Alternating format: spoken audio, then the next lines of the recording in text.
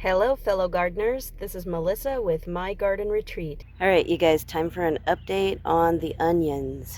As you can see, they are sprouting up very nicely and getting these nice healthy stems here, especially the ones in this other tub.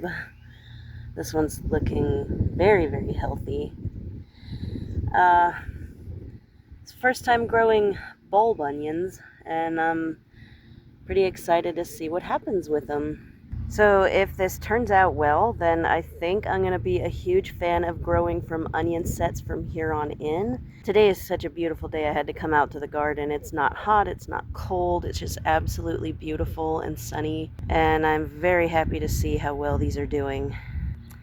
And of course there's green onions growing in these tubs here. I need to trim the tops of them and use them in something because they're getting too long and bent over.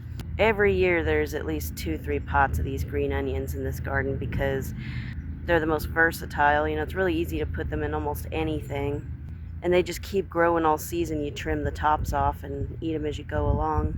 That's it for this video. Don't forget to comment, like, and subscribe. Click the little bell so you'll be notified when we post a new video. Thank you for watching and happy gardening!